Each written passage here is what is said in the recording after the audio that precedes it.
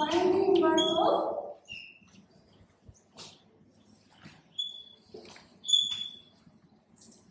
Matrix से बनाती हूँ।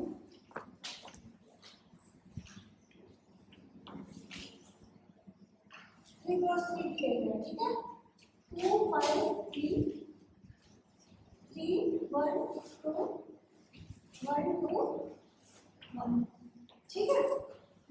ये मैट्रिक्स हो गई। अब इसका निकालेंगे हम इनवर्स, ठीक है। सबसे पहले मुझे एक बताओ कि हमें जो ए इनवर्स निकालना है उसके लिए हमें क्या क्या चीज चाहिए। बाय डेफिनेशन ए इनवर्स किसके इक्वल होता है? 1 बाय डिटर्मिनेंट ऑफ ए और इनटू में एडजॉइंट ऑफ ए, ठीक है। तो हमें क्या क्या चीज चाहिए? एक तो ए का डिटर्मिनेंट चाहिए, दूसरा क्या चाहिए? उसका एडजॉइंट चाहिए, ठीक है। ये चीज याद है तुम्हें कि एडजॉइंट ऑफ ए जो है वो क्या होता है? जो जैसे अगर मैट्रिक्स के एलिमेंट्स को स्मॉल a11 से लिखते हैं तो इसको कैपिटल A11 से लिख सकते हैं और कैपिटल C11 C से भी लिख सकते हैं, क्योंकि जो ये है ये एक तरह से क्या है? कोफैक्टर्स है, कोफैक्टर्स की मैट्रिक्स है। एडजॉइंट ए क्या होती है? ए के एलिमेंट्स के कोफैक्टर्स की मैट्रिक्स होती है। A11 A12 A13 A21 A22 A23 A31 A32 A33 का ट्रांसपोज, ठीक है। ये तो हमारी एडजॉइंट ऑफ ए है। और हमें इसके अलावा क्या चाहिए? डिटर्मिनेंट चाहिए। डिटर्मिनेंट कैसे निकालेंगे, याद है तुम्हें? ओके, ए का डिटर्मिनेंट निकाल रहे हम, तो क्या करेंगे हम? इसका डिटर्मिनेंट रो के कॉरेस्पॉन्डिंग में निकाल सकते हैं, कॉलम के कॉरेस्पॉन्डिंग में निकाल सकते हैं, बट एक ही मेथड को अगर हम याद रख के रखेंगे तो कंफ्यूज नहीं होंगे कि अरे कॉलम के अकॉर्डिंग निकाले, रो के अकॉर्डिंग निकाले। तो हम क्या करेंगे? सीधा रो के अकॉर्डिंग निकाल लेते हैं। और हमें पता है जब निकालते हैं तो वो कैसे लेते हैं? Sign plus minus plus. तो जब इसको लेंगे आगे तो लेंगे प्लस, और साथ में डिटर्मिनेंट किसका? इस कॉलम और इस रो को छोड़ने के बाद जो बची ये मैट्रिक्स, इसका क्या? डिटर्मिनेंट 1 2 2 1 -5। अगर किसी को याद नहीं भी था तो मैंने प्रॉपर्ली कर दिया है, ठीक है। अदरवाइज तो शॉर्ट भी कर सकती थी। तो 2 इंटू इस 2 क्रॉस 2 की मैट्रिक्स का डिटर्मिनेंट -5 इंटू 5 लेंगे अगर हम, तो इस कॉलम को छोड़ेंगे और इस रो को छोड़ेंगे, बचे क्या? 3 1 और इधर क्या बचे? 2 1, ठीक है। अब क्या लेंगे? प्लस का 3। अब 3 के कॉरेस्पॉन्डिंग रो और कॉलम कौन सी है? ये और ये, इसको छोड़ देंगे, क्या बचा? 3 1 1 1, ठीक है। तो क्या आएगा? अब बताओ 2 क्रॉस 2 की मैट्रिक्स का डिटर्मिनेंट कैसे निकालते हैं? इसको इससे गुना किया, फिर माइनस इसको इससे गुना किया, ठीक है। कोई कंफ्यूजन नहीं रखना है। कुछ क्या करते हैं? प्लस लगा देते हैं बीच में। जैसे चलो पहले इसको लिखते हैं 1 इंटू 1 1 -2 इंटू 2 4। कुछ लोग क्या करेंगे? यहाँ पे प्लस लगा देंगे, ठीक है। वो नहीं करना है। अब यहाँ पे क्या है? माइनस का 5। अब क्या करोगे? 3 इंटू 1 -2 इंटू 1 2, ठीक है। प्लस 3, ऐसे ही 3 में भी 6 और इधर का 1। तो क्या आया तुम्हारे पास? 2 इंटू माइनस का 3। ये भी गलतियां करते हो। जब गुना में अगर तुम लिख रहे हो माइनस की संख्या, बेटर है कि ब्रैकेट लगा के लिखो, ना कि ऐसे कि तुम इसको पता क्या लिख दोगे 2, या ब्रैकेट लग रहा है, ब्रैकेट को तुम कुछ मानते ही नहीं हो।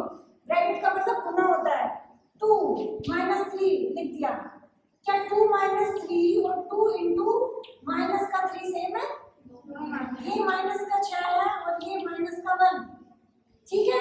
तो ब्रैकेट को बेवजह नहीं हटाना है, उसको तब हटा सकते हो। लाइक देखो, अगर यहाँ पे तुम्हारा प्लस का 3 होता तो तुम 2 इंटू ब्रैकेट में प्लस का 3 लिख रहे होते। तो यहाँ पे ब्रैकेट की नीड नहीं है, यहाँ कोई कंफ्यूजन नहीं है। यहाँ पर हमने ब्रैकेट क्यों लगाया? कंफ्यूजन हटाने के लिए कि माइनस की संख्या है और इसको हम गुणा में लिख रहे हैं, कहीं ये हमें कंफ्यूज ना कर दे कि हम घटा रहे हैं। समझ आ गई बात? तो माइनस की संख्या को मोस्टली ब्रैकेट में क्यों लिखते हैं? अपनी कैलकुलेशन को सही रखने के लिए कि हम कंफ्यूज ना हो, ठीक है।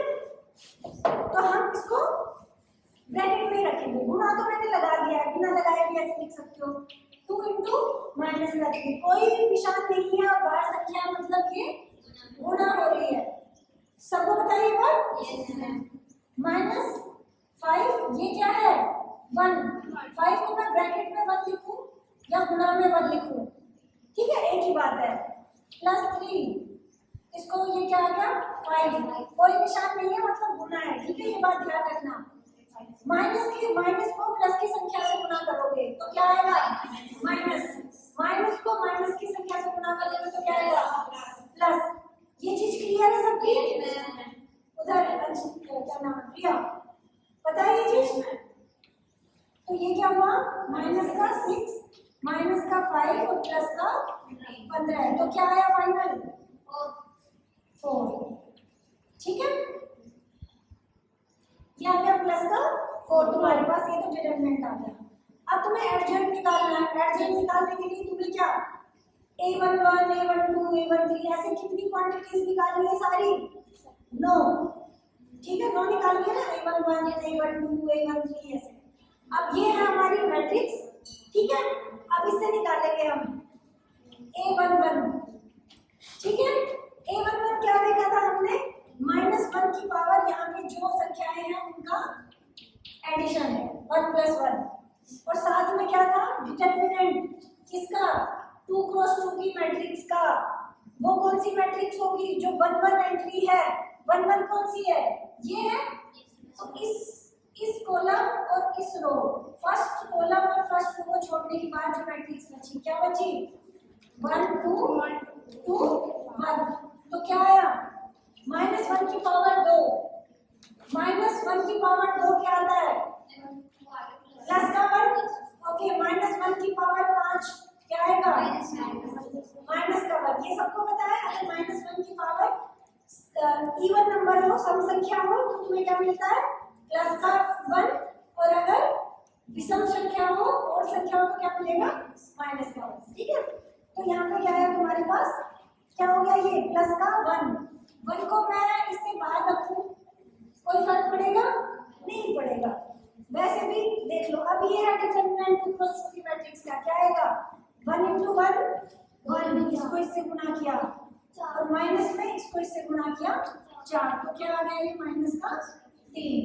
ऐसे ही अब हम क्या निकालेंगे a12, ठीक है। -1 की पावर क्या लिखूं 1 + 2, राइट, क्योंकि यहाँ पे 1 है और 2 है, तो ये क्या हो गया 1 + 2। अब मुझे बताओ a12 एंट्री कौन सी है इसमें, a12 वाली एंट्री कौन सी है 5।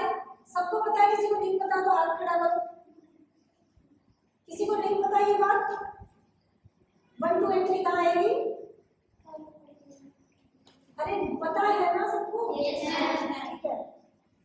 ये एंट्री क्या है 1 अब इसको छोड़, इसके कोरस्पॉन्डिंग कॉलम और रो को छोड़ देंगे, क्या बचा 3 1 और क्या बचा उधर 2 1, तो ये क्या आएगा -1 की पावर 3 माइनस का 1 और ब्रैकेट में 3 × 1 3 माइनस 2, तो क्या आ गया माइनस का 1 इंटू में प्लस का 1 क्या आया माइनस का 1, गुणा हो गया ये।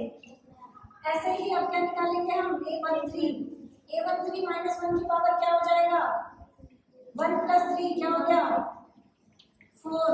एंट्रीज क्या आएगी अब इसकी 1 3, एंट्री कौन सी है ये वाला 3, इसको छोड़ा क्या बचा 3 1 1 2, 3 1 1 2 क्या आया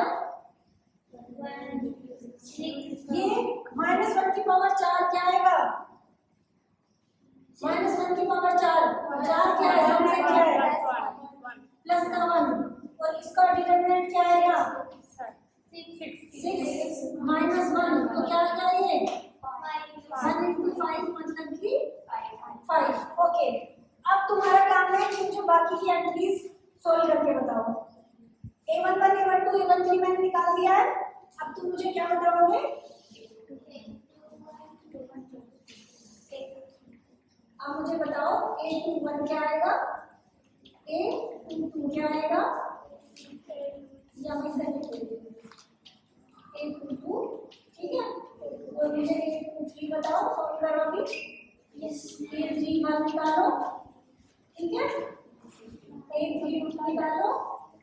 A3 निकालना। ये 6 कैलकुलेशन करो अभी बैठ के और मुझे बताओ क्या आएगा।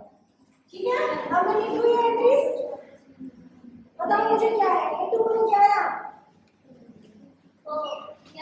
A21 क्या आया? क्या आया?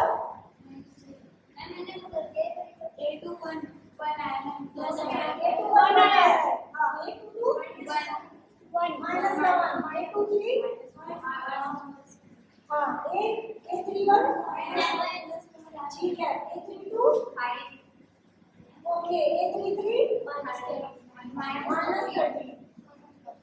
ठीक है, ये आ गया। अब तुम्हें क्या करना है, एडजॉइंट ऑफ A निकालना है। ये तो तुम्हारे A11 A12 A1 ये सब आ गए, तो एडजॉइंट ऑफ A क्या आएगा? लिखो इन सारी एंट्रीज को। A11 बताओ क्या है? क्या था A11? -3। A12 क्या था? -1। A13 क्या था? 5। और ये क्या है? 1 -1 1 और 7 5 -13 और इसका ट्रांसपोज। अब बेटा जो वो नहीं आए थे वो सब लोग, ट्रांसपोज निकालने का मतलब क्या होता है? इसकी जो रोज को है कॉलम के फॉर्म में लिखो, मतलब कॉलम और रो को इंटरचेंज कर दो। इंटरचेंज करने का मतलब क्या होता है? सिर्फ एक चीज पे फोकस कर दो कि तुम रो को रो से हटा के कॉलम में लिख दो, इसका मतलब वो अपने आप इंटरचेंज हो जाएगी। ठीक है, पहली रो को पहले कॉलम में लिख दो, दूसरी रो को दूसरे कॉलम में लिख दो, तीसरी रो को तीसरे कॉलम में लिख दो। तो ये क्या होगा? मैट्रिक्स का ट्रांसपोज निकालने का तरीका। ठीक है, तो पहली रो क्या है? ये है, तो क्या आ जाएगा? -3 -1 5। समझ आई बात? दूसरी रो क्या है? ये है, इसको कॉलम में लिखो 1 -1 1। तीसरी रो क्या है? ये है, इसको कॉलम में लिखो 7 5 -13। तो एडजॉइंट ए तो तुम्हें मिल गया। अब हम लिख सकते हैं inverse. A inverse, A inverse क्या है? 1/डिटरमिनेंट ऑफ ए, और डिटरमिनेंट ऑफ ए क्या आया था? 4। तो क्या हो गया? 1/4 इनटू में क्या है? Adjoint A. ठीक है, एडजॉइंट ए क्या है तुम्हारे पास? ये मैट्रिक्स -3 1 7 -1 -1 -1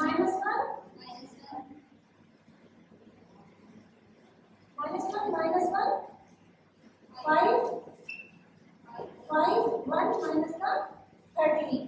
ठीक है, अब देखो हमने देखा था किसी मैट्रिक्स का किसी स्केलर से मल्टीप्लिकेशन गुना, तो वो गुना कैसे होता है कि ये जो अंक है पूरी मैट्रिक्स में हर अंक के साथ गुना, हर एंट्री के साथ गुना हो जाएगा।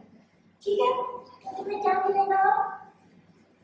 फर्स्ट नंबर पे क्या मिलेगा? 4 का भाग दे दो, क्या मिला? -3/4। ये क्या हो जाएगा? 1/4। ये क्या हो जाएगा? 7/4। और ऐसे ही क्या हो जाएगा? -1/4। ये क्या हो जाएगा? -1/4। ये क्या हो जाएगा? 5/4। ठीक है, ये क्या हो जाएगा? 5/4 1/4 -13/4। तो ये मैट्रिक्स क्या आ गई तुम्हारी? A inverse. प्रोसेस सबको समझ आ गया? Yes ma'am. तो अब क्या करना है? एक क्वेश्चन देती हूँ मैं तुम्हें, तुम इनवर्स निकालो। सबसे पहले तो मैं मैट्रिक्स लिख देती हूँ, निकालने का काम नहीं।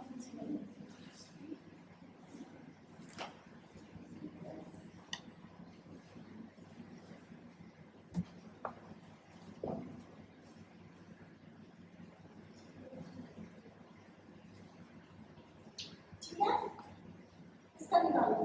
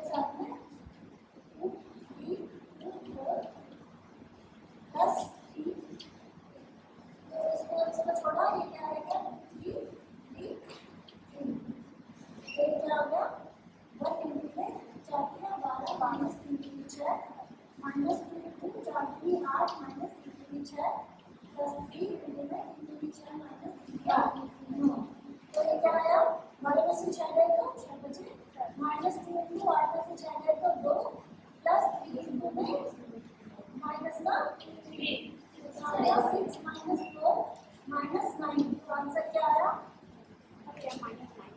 माइनस का 7 क्या यही आ रहा है माइनस का 7 आ रहा है ये हमारा डिटरमिनेंट ये आ गया अब मैं निकालती हूँ इधर से शुरू करती हूँ a11 इज माइनस 1 की पावर 1 प्लस 1 और 1 की कॉरेस्पॉन्डिंग कॉलम छोड़ दिया तो क्या आया 3 2 3 4 तो ये माइनस 1 की पावर होगी 2 मतलब प्लस का 1 तो 4 के 12 12 पीछे है 36 है a12 माइनस 1 की पावर 1 प्लस 2 तो मैट्रिक्स क्या होगी 1 2 मतलब ऊपर वाले दो के कॉरेस्पॉन्डिंग छोड़ दिया उधर 3 बचा उधर 4 बचा 3 2 4 तो ये माइनस 1 की पावर 4 संख्या हो गई तो माइनस क्या आ जाएगा माइनस और इधर माइनस का 1 लिखूं या खाली माइनस लिखूं एक ही बात होगी ठीक है ब्रैकेट के बाहर 4 दूनी 8 माइनस 3 दूनी 6 क्या आया माइनस का 2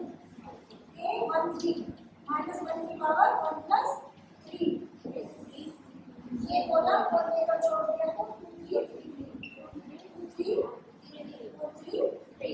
तो क्या आया ये माइनस 1 की पावर 4 सब संख्या है मतलब कि प्लस का 1 हो जाएगा प्लस के 1 को मैं यहाँ पे लिख ही नहीं रही हूँ क्योंकि प्लस के 1 से गुणा करने का मतलब सेम संख्या होता है ठीक है अगर मैं यहाँ पे प्लस का 1 लिखूँ या नहीं लिखूँ एक ही बात है इसमें किसी को डाउट ठीक है तो ये क्या होता है क्या 3 प्लस 1 बेटा 1 1 1 8 1 माइनस 9 है 8 आएगा 1 माइनस 9 11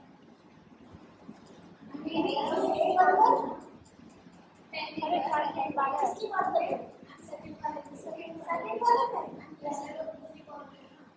मैं वहाँ पे अरे सही तो है सही है इंदु की 6 माइनस 9 तो क्या है 6 ये क्या है माइनस का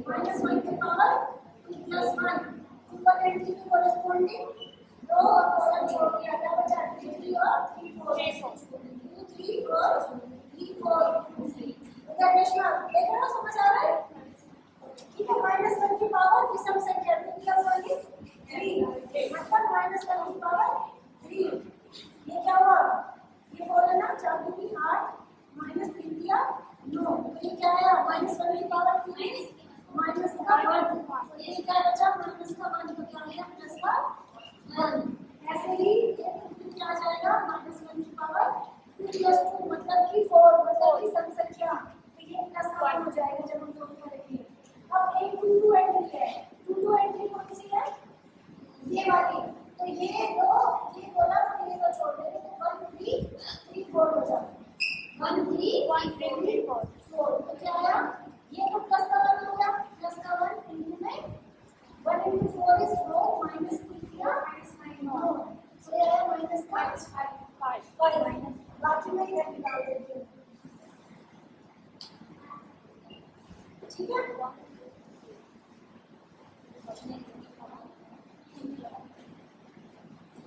इधर निकालो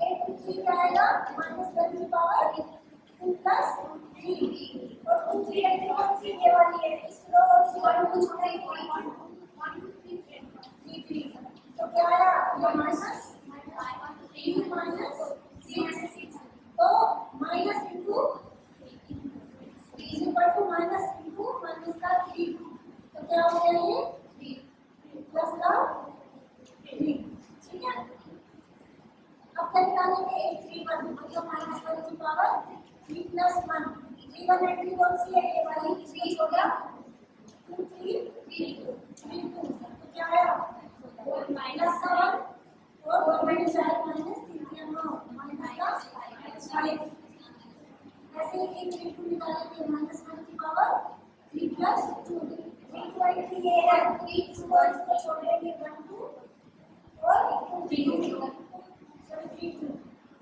तो क्या हो जाएगा माइनस 1 की पावर विषम संख्या माइनस ठीक है 2 माइनस 6 क्या आया 4 माइनस इंटू माइनस का 4 प्लस का 4 हो जाएगा ठीक है 8 3 3 -1 की पावर 3 + 3 इंटू में 3 की ऐड की ये है तो इसकी कॉरेस्पॉन्डिंग कॉलम और रो को छोड़ दिया तो 1 2 2 3 क्या आया -1 की पावर सब संख्या प्लस का 1 होगी ठीक है और इंटू में 3 एकम 3 -2 4 तो क्या आ गया माइनस का 1 तो ये सारी एंट्रीज आ गई अब हम क्या निकाल सकते हैं एडजॉइंट ऑफ ए ठीक है एडजॉइंट ऑफ ए निकाला तो बताओ मुझे सारी एंट्रीज ए मतलब क्या है 6 -2 -3 और 1 -5 -5 3 -5 4 -1 तो इसका ट्रांसपोज ये चीज नहीं भूलनी है ठीक है एडजॉइंट निकालने में ट्रांसपोज को नहीं भूलना है तो ये किसके इक्वल आया इस रो को कॉलम में लिखेंगे ठीक है जो पहली लाइन है इसको ऐसे कॉलम में लिख देंगे तो क्या लिखेंगे 6 -2 समझ आ रहा है अब दूसरी इस रो को यहाँ लिख देंगे क्या होगा 1 -5 3 तीसरी रो को ऐसे लिख देंगे -5 4 -1 ओके अब हम ए इनवर्स लिख सकते हैं ना A inverse is 1 upon determinant of A into में adjoint of A. Determinant of A क्या है? -7 तो -1/7 ठीक है? चाहे मैं 1/-7 लिखूं, चाहे -1/7 लिखूं, बात सही है।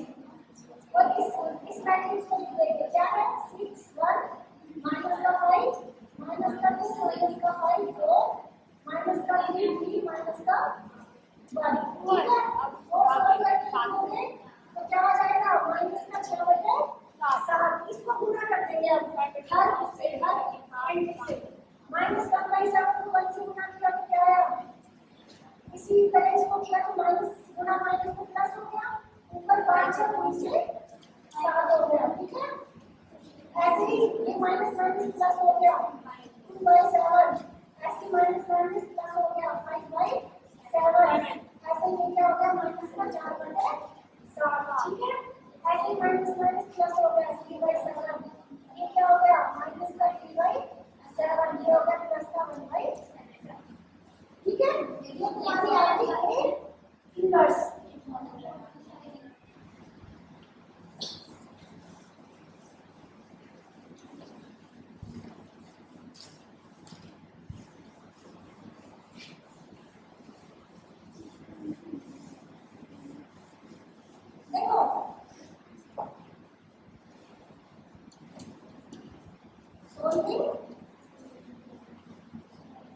system of linear equations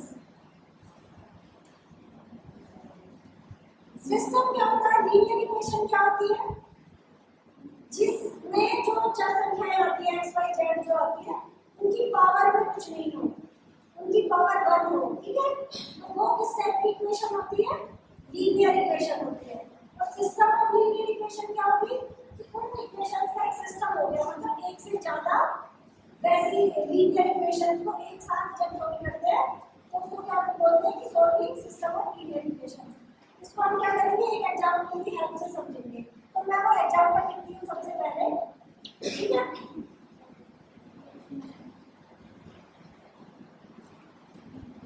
okay example है हमारा x plus 2y plus 3z is equal to 2x plus 3y plus 2z equal to 3x plus 3y plus 4z equal to 1 to 1 देखो मैंने इस मैट्रिक्स को इसकी इनवर्स को यहाँ पे किसी वजह से रख रखा है ठीक है अब ये है सिस्टम ऑफ लीनियर इक्वेशन ये लीनियर इक्वेशन है x y z की पावर 1 है ठीक है ये सिस्टम है मतलब एक से ज्यादा इक्वेशंस को एक साथ सॉल्व करना है हमें ठीक है अब इसको सॉल्व करने के लिए हम किसी मैट्रिक्स के इनवर्स का यूज कैसे करते हैं हमने इनवर्स निकालना सीखा तो इसका यूज इन चीज में इस चीज में कैसे होता है वो देखेंगे अब भी सिस्टम ऑफ लीनियर इक्वेशन दे रखा हो तो उसको सबसे पहले हम क्या करेंगे, मैट्रिक्स फॉर्म में लिखेंगे।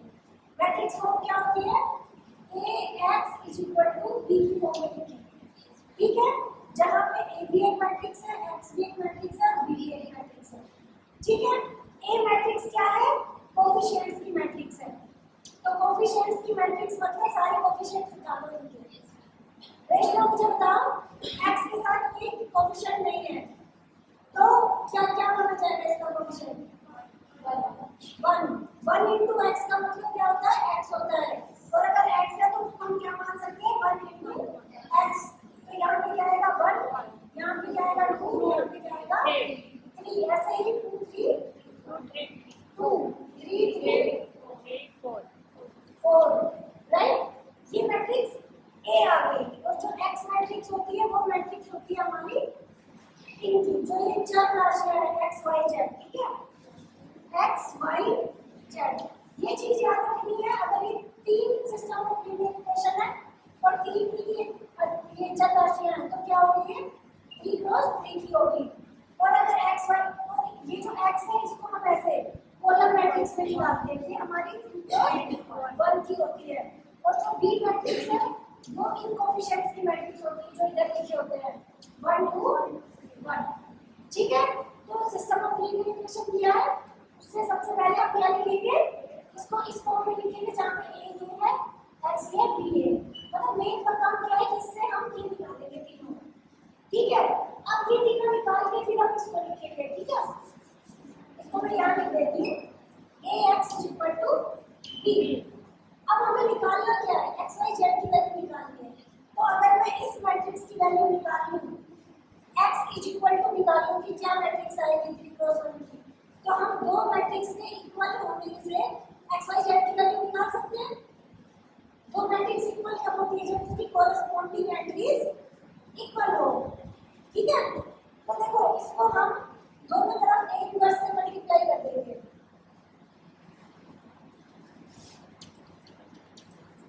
दोनों तरफ a इनवर्स से गुना कर देंगे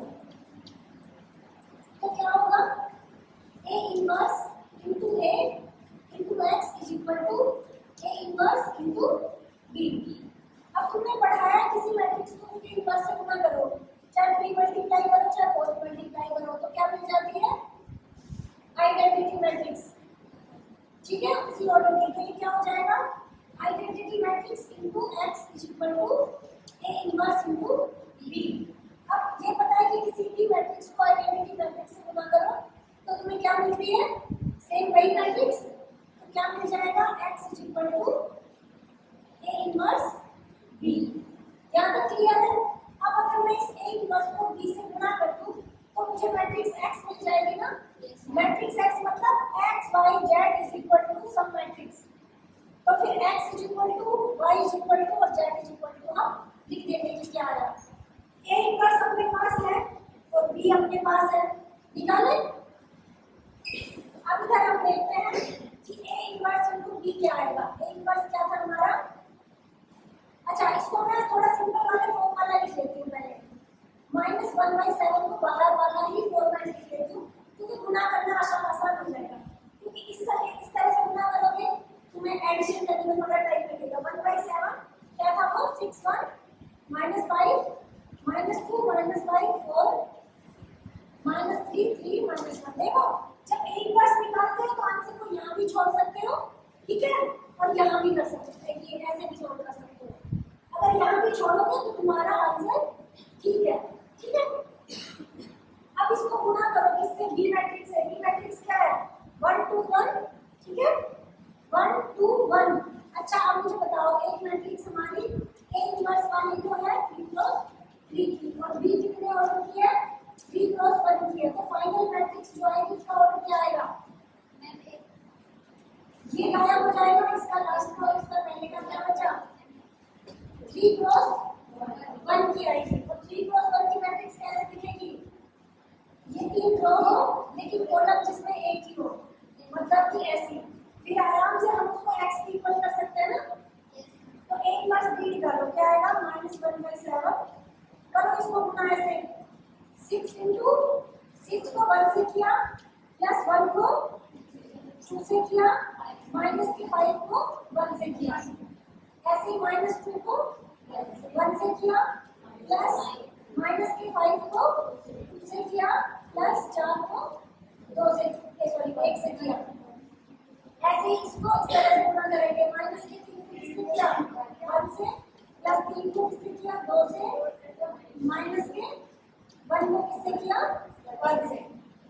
ठीक है, सॉल्व किया क्या आया -1/7 बाहर और अंदर करो 6 प्लस 2 -5 और ये क्या आया -2 -10 प्लस 4 और ये क्या आया -3 प्लस 6 माइनस का 1, तो क्या आया माइनस का 1/7 इंटू में 4 2 8 में से 5 गए तो 3 माइनस के 12 में से 4 गए तो माइनस के 8 और 6 में से 4 गए तो 2। ये हमारा A इनवर्स B आ गया। ठीक है, अब मैं उधर का मिटा दूं, अब इसकी जरूरत नहीं है। ठीक है, अब हमें इसकी भी जरूरत नहीं है।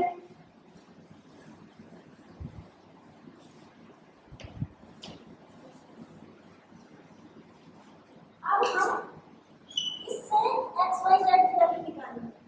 हमारे पास क्या था x is equal to a inverse into b और x क्या था हमारा x y z और a इनवर्स b क्या है निकालने पे -1/7 इनटू में 3 माइनस का 8 और ये 2। अगर मैं इसको गुणा करके लिखूं तो क्या आ जाएगा माइनस का 3/7 और क्या जाएगा माइनस माइनस प्लस हो गया 8/7 और 2 से गुणा करेंगे तो माइनस का 2/7।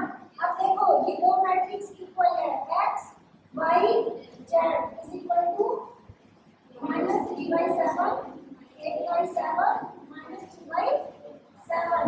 अब ये हमने पढ़ा था दो मैट्रिक्स बराबर कब होती है जब उनकी हर कॉरेस्पॉन्डिंग एंट्रीज जो है बराबर हो। अब बताओ इससे मैं लिख सकती हूँ x is equal to -3/7 y is equal to 8/7 z is equal to -2/7। ये सॉल्यूशन आ गया तुम्हारे सिस्टम ऑफ लीनियर इक्वेशन।